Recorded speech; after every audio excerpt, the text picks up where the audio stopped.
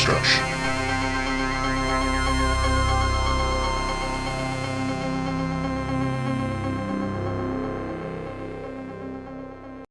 What's up, everybody? It's the HorrorDeconstruction. You can find us on Instagram, Facebook, but most likely on YouTube with your host, Komp. Give us a like, share, and subscribe, please. Let people know about the show. This is October. We're doing 31 films this month, short spurts, but then the longer episodes are the more traditional ones with me and Danny, and also Danny and Thea. So this film that we're covering today, it's anti-October. It's actually a December-themed type of film. It's called Better Watch Out by 2016. On a quiet suburban street, a babysitter must defend a 12-year-old boy from intruders, only to discover it's far from a normal home invasion. Directed by Chris Peckover, written by Zach Kahn and Chris Peckover, who did the storyline for it. Starring Olivia DeHong, Levi Miller, Ed Oxenbould, and a whole bunch of other people. So I actually caught this film because I had heard it was sort of a hardcore version of Home Alone. And it sort of is, but they still pussy out. So I'm not going to really spoil this film because there's a genuine good twist to this film. It's really good twist. But what I was pissed off about is that this film sold us on an R-rated Home Alone.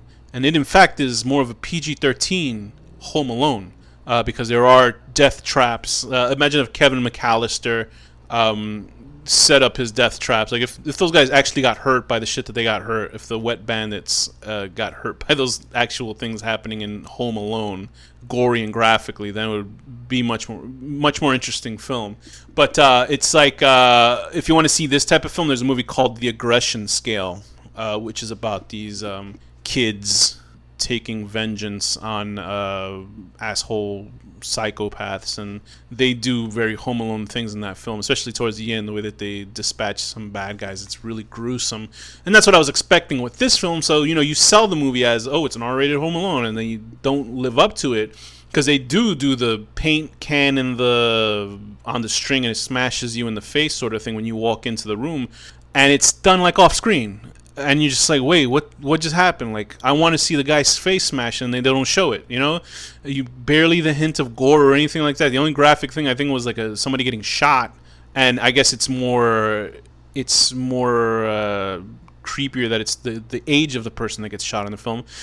And it was nice to see these two leads. I was wondering, where did I see these characters before? And I realized that Olivia DeHong, who plays Ashley, and Ed Oxenbould, who plays Garrett, they were in the film The Visit. They played the kids in that movie. And The Visit was, I guess, if you like it or not, that's the M. Night Shyamalan film. Found footage about people visiting their grandparents, and then weird shit happens. So it's nice to see them in this film.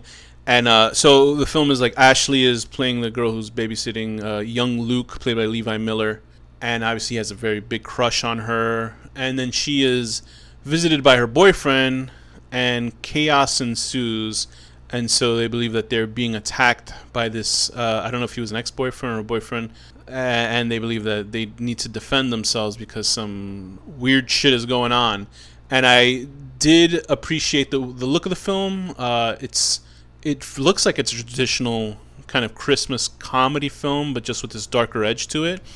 I think the acting was really good by everyone in this film, especially Luke as the co-lead of the film, as this kid who's trying to defend his babysitter crush. Like I say, the violence is mainly off screen, which is very unfortunate to have a Christmas horror film. I don't know why they did that. I don't know if they figured if they had any children in peril, that's like a really bad rating or something like that. There was nothing. Well, I guess there are kids that do get killed in this film, graphic, but not as graphic as you think.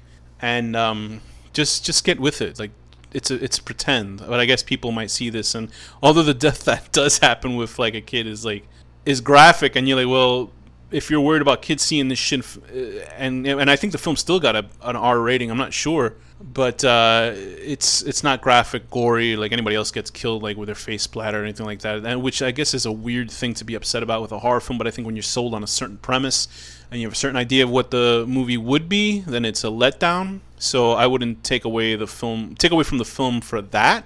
But I certainly felt like it was a letdown because if you saw any of that stuff happen, especially if you have seen other films like the aforementioned aggression scale, when you see kids doing horrible shit to people and their faces explode. and then it's not here, which is obviously higher budget, but I guess studios would be like, no, you can't do that. I thought Olivia DeHong was really good as Ashley, like I said before. I believe her scared self. I liked Luke a lot. Ed Oxenbould as the best friend kid. He's good. Can't really take anything away from anybody in this film. I just think that the execution could have been a lot better, but it has a satisfying ending.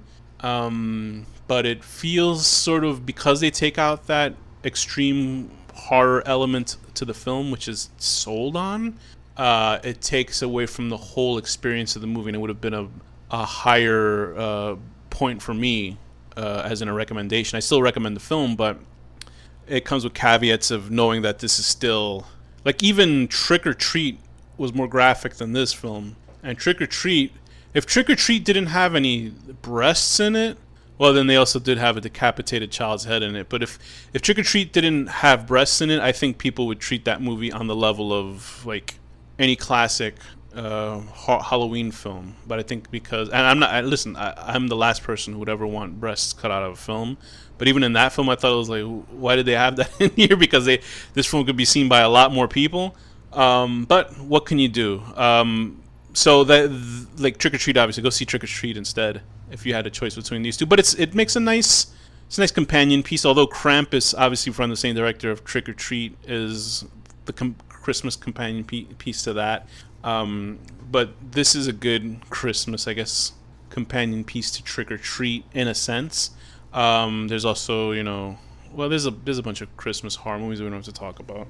And I think this works, but don't go in thinking it's going to be hardcore, brutal, like, horror film. It's like a cutesy Christmas movie with just a little bit of, like, horror thriller elements to it. But it's not a completely disappointing film in the way that it's made. It's just that it's just sort of like whatever. So I would give this film a 6 out of 10. Kevin McAllister at least fucked up his aggressors, but not as bad as this one. And with that, this has been the Horror Deconstruction.